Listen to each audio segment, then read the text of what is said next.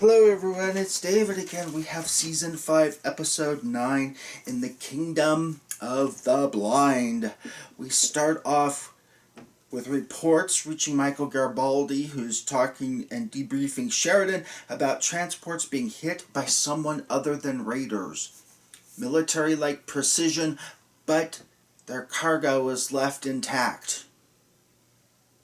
Raiders steal the cargo. But these people are leaving it, so what is up? Who's doing this?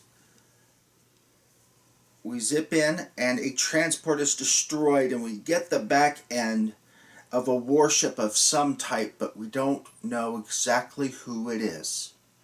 And we cue the entrance. Mollari and Jakar arrive at the royal court. And you'll notice that the ladies of the royal court take an undue interest in Mr. Jakar.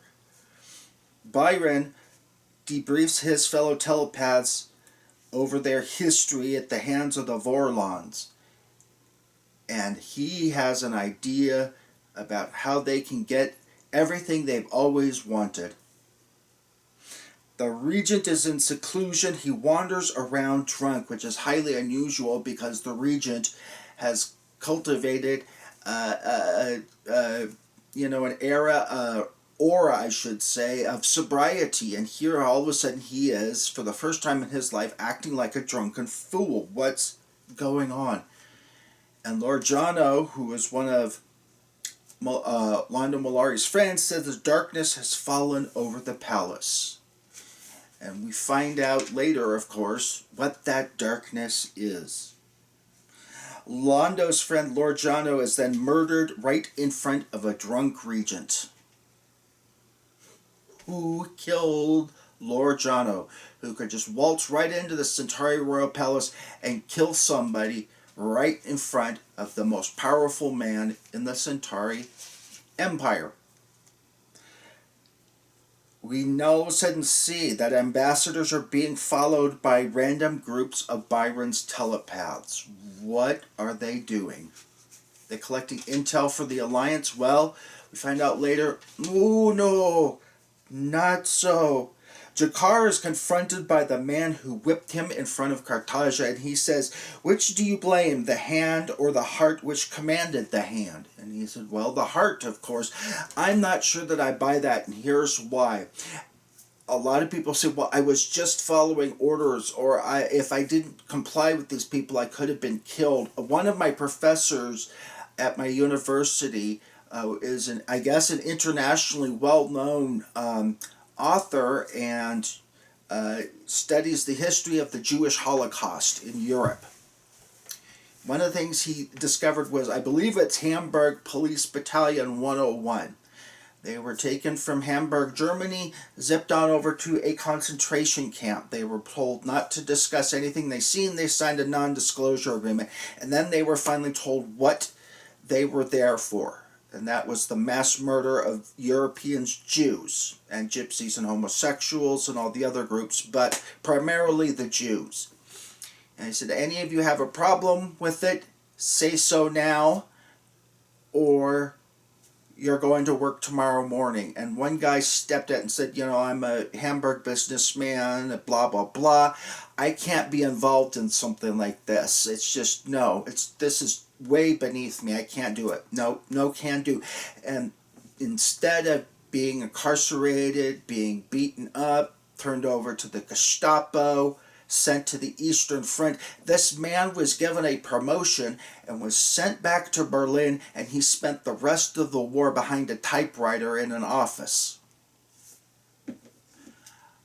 So what might have happened to the guard had he decided to not do it? Given Cartagia's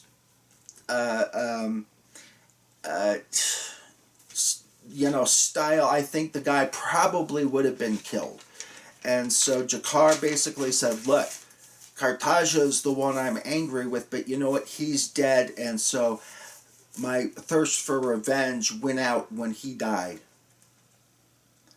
But it makes you wonder, when people have stood up to these kinds of things, what has happened to them? In at least one case we know, bad things did not, in fact, happen to this person. What do you guys think? Do you think G'Kar was right in not blaming the guard, or do you think that guard actually does bear some, at least moral culpability? Should at least have written a letter of apology. Dear G'Kar, sorry I whipped you. I was afraid for my life. Hopefully there's no hard feelings. Sorry about the eye, too. Signed, prison guard number 103, or whatever. At any rate, Byron threatens all the Alliance worlds with info if the telepaths are not given a world of their own. And of course, as President Sheridan said, unless you're doing a deep scan, which they would know, chances are they aren't going to pick up much, but who knows every surface thought that you've had for the last 2 days, I have trouble. I don't even know what I had for lunch this afternoon, and here I am at 2:30, and I'm already hungry again, and I'm like, ooh, didn't I just eat? No, wait, maybe I didn't. Oh, wait, damn it. When did I last eat? Hell, I don't know what I've thought for on my surface for the last 2 days. So, ooh. All of a sudden, Londo is taken somewhere in the basement of the palace. He and G'Kar are separated. Lord Vol wants to get rid of him, and here he is, and he takes a dagger out, and he throws it right at Londo Mollari, and all of a sudden, in one of the most memorable memes in sci-fi history, the dagger stops in midair. It does a 180, points right at Minister Vol, and it boom, hits Minister Vol, and he's killed with his own knife. And all of a sudden, an alien on the other side of the room with these big red glowing eyes, some sort of Drak servant or something like that. Anyway, that's behind a doorway, and we don't know anything more than that. But someone wants Londo Mollari alive.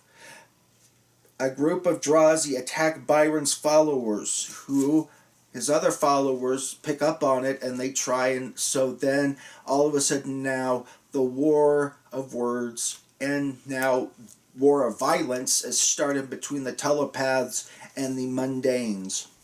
So, President Sheridan withdraws his order of protection from Byron and tells Zach Allen to bring them in. Byron's group splinters along factional lines, not at all uncommon in cults. The Regent tells Londo Mollari that it was they who saved his life, and we will speak one more time before the end. Londo goes away, and a Drak suddenly appears, and Varini's keeper starts to choke him. At the very end, we see it is in fact a Centauri warship that had blown up the transport. And Lita and Byron, in post-coital bliss, are there, and you hear Zach Allen making an announcement for them to come in and surrender themselves. At any rate, lots to talk about down below. As always, like, comment, subscribe, and share. Big topic for the day. Are people who are just following orders, are they blameless for their actions? At any rate, see you next episode.